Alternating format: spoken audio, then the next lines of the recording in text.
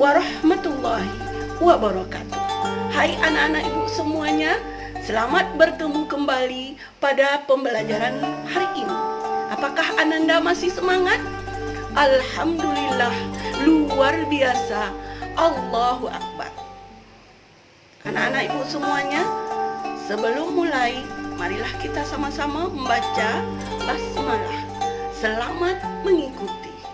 Oke, Ananda semuanya, materi kita hari ini adalah PPKN dengan judul tanggung jawab.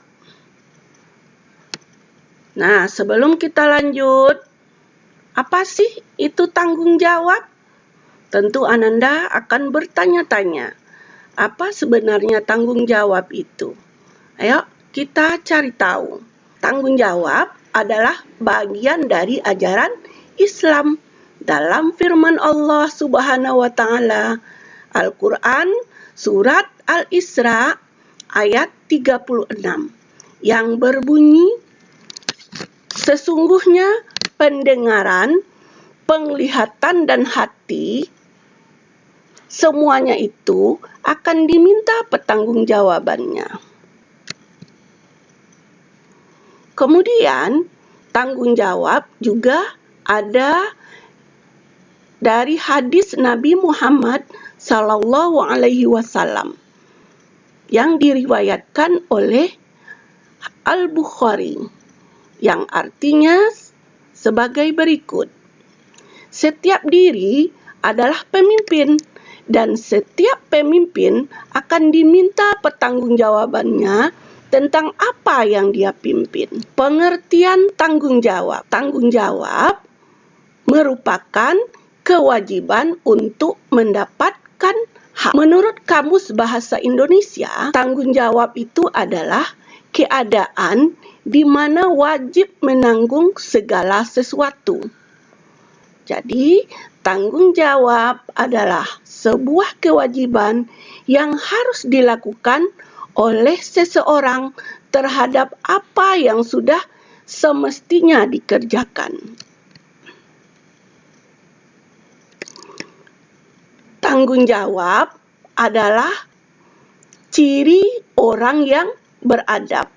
Maka orang yang bertanggung jawab akan melaksanakan kewajiban atau beban yang harus dipenuhi atau dipikul sebagai akibat dari perbuatan kita atau perbuatan orang lain kepada kita. Nah, selanjutnya, jika bertanggung jawab itu berguna bagi orang lain. Contoh, siswa bertanggung jawab menyelesaikan tugas dengan jujur dan tepat waktu, sehingga guru yang memberi tugas akan merasa senang karena siswanya menyelesaikan tugas dengan tanggung jawab dan tepat waktu. Jika gagal, dianggap tidak berguna atau tidak bertanggung jawab. Nah, tanggung jawab itu juga merupakan tanggung jawab moral dan juga tanggung jawab sosial. Jika terpenuhi keduanya, maka kita harus menjadi orang yang disebut orang yang bertanggung jawab. Nah, untuk itu, apakah kita menjadi orang yang bertanggung jawab atau menjadi pecundang atau orang yang tidak bertanggung jawab?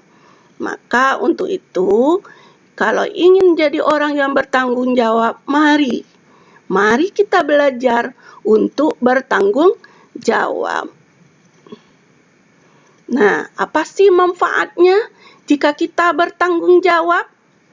Kita lihat gambar berikut. Anak-anak yang wajahnya ceria.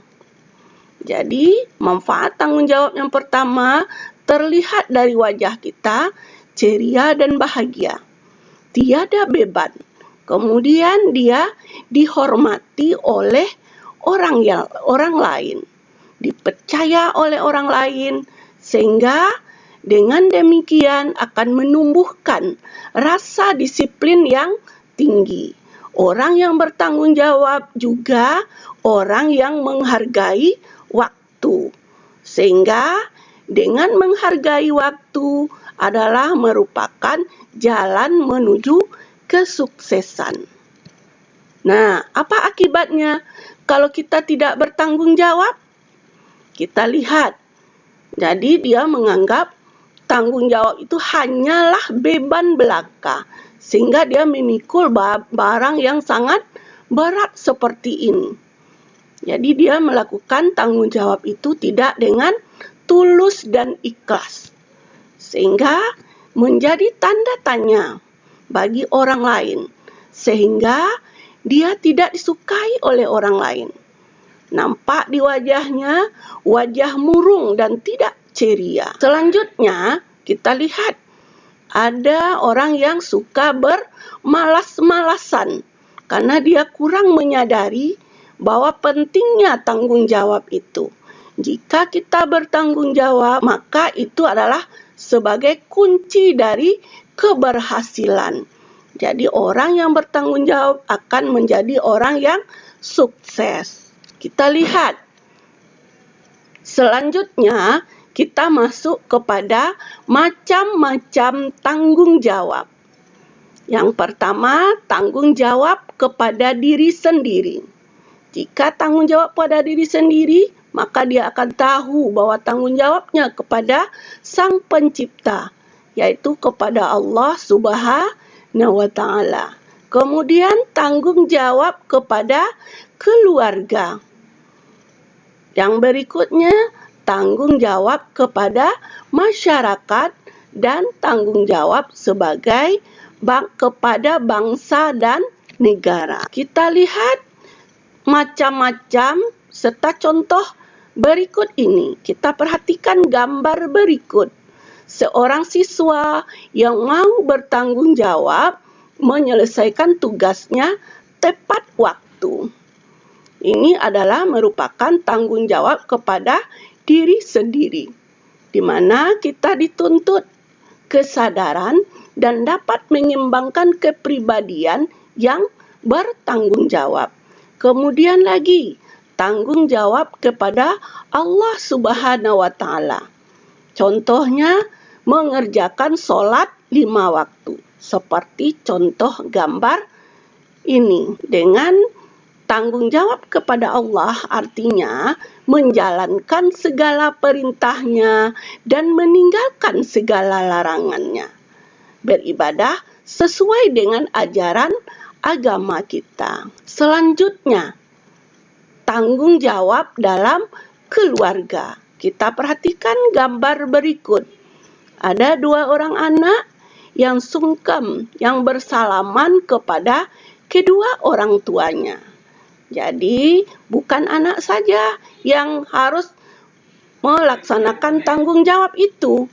Setiap anggota keluarga menjaga nama baik keluarganya, meningkatkan kesejahteraan keluarga, dan menjaga keselamatan keluarganya. Selanjutnya, tanggung jawab yang ada di dalam masyarakat.